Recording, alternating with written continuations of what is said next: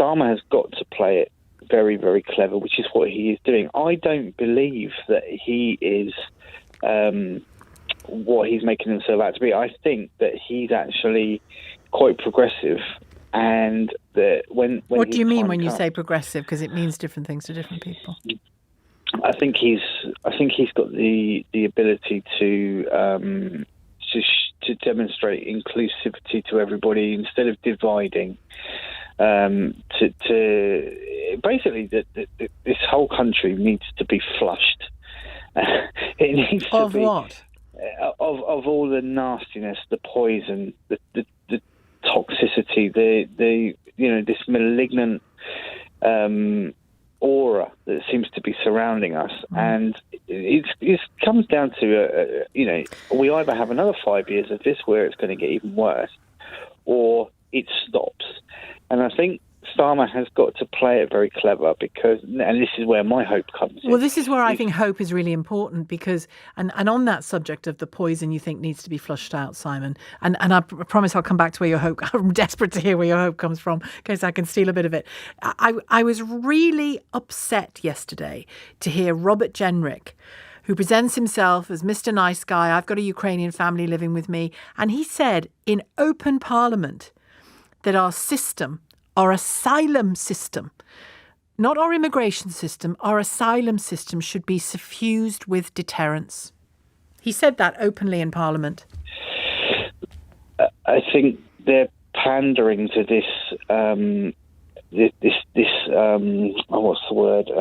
They think that we want to hear all this. I don't think that they believe half of it, but they're the ones in power. All the more shameful for saying it then. It's disgusting. I mean, it is what has happened to this country in the last few years is disgusting. It is. And I think Starmer, this is going to sound weird, right? But I'm hoping, here's my hope, that Starmer is a liar. I'm hoping and praying. What do you mean? I'm hoping and praying that he's just playing the game to get to power, because he can't do anything unless he's in power. Absolutely. And I think that he has got to pander to all bases, and that includes the hard of thinking, and there's a lot of that in this country. There's so much of that in this country. Get to power, and then he can start to put things right, and that's my hope. If he was to come out and do a Corbyn, okay, he would gain some support, and everybody wants their sweeties. But there'll be a lot of people, too many people, that think, hang on a minute, you can't do all that, you're going to ruin the country. I mean, look at it. Look at where we are. Look at what they've done. How can Labour do any worse? That's what you've got to ask yourself. And I think that he's playing. I'm praying and hoping that he's lying.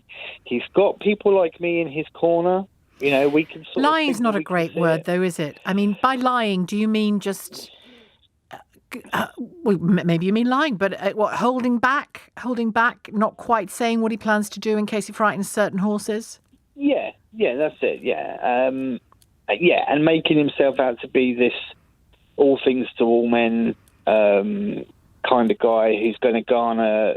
Look, I say it again, he needs to get the harder thinking on side, and then once he's done that, he can then say, right, now off you go. If you don't support me now, that's your loss, and start to rebuild this country. So your hope is he's hiding some of the Labour's light under a bushel, and we'll see it if they win. Yes. Okay. But he has to win in order for us to see it. It can't be any worse than it is now, and God knows we don't want another 5 years of this. Oh, God, please. Yeah. No, we do not. It's awful. It's a horrible, horrible... When you look at this and hear the things that these Tories are saying and doing, look at our public services. And the trouble is that's all tinged with their ideology.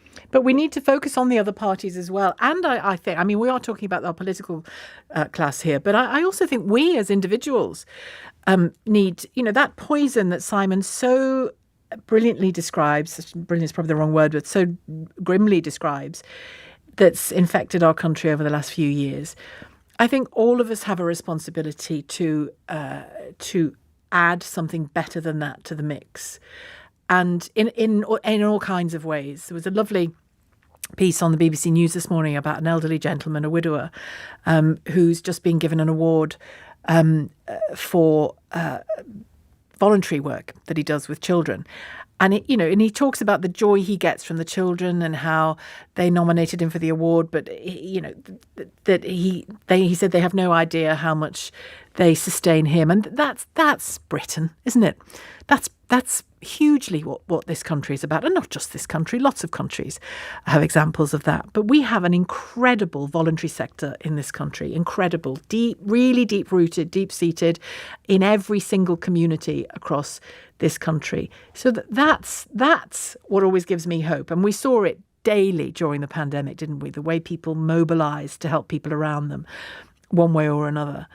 Unlike the government who were throwing parties in Downing Street. But that's where I get some sense of hope from. But I do think we all have responsibility, one way or another, to do what that elderly gentleman is doing, to speak as best we can about our politics, to be honest but not cruel, that kind of thing. I think we all have that responsibility. But what do you want in terms of hope and leadership from our politicians? Where do you have, or do you have any hope in them, any trust in them anymore? Kieran, hello. Hi, Sheila. How you doing? I'm okay. I'm more cheerful after speaking to you guys, as ever. Well, I was going to say I'm not about to lighten the mood. I'm afraid, but but at the same time, so I agreed a lot with what your previous caller said, with the toxic approach to our politics at the moment. I just feel like at the moment there's not a leader who has brought us together, united us. It feels like all the divisive language that is being used at the moment has just put us at war against each other. And, I kind of put it down going way back to sort of Brexit. And I guess there's always been differences in views, but it has, for me, it's really felt like, you're either left or right these days. You can't oppose anything without being labelled something that is an attack. You can't have a centralist view anymore. It seems like that's almost doesn't exist anymore. But I think in that it's because, we don't feel united. Yeah, I think you're right. I mean, and we are. I think there are moments when we can feel united. I think, again, barring some individual responses, I think there was a fairly united response to Her Majesty the Queen's death. There was a sense that the country had lost a proper servant of the country. Within the confines of the job she did, that she did it brilliantly and beautifully, and that was a moment, I think, where we felt that. I mean, again, not everybody felt it. I'm not naive enough to think that. But at least we felt something of what our country is about, didn't we?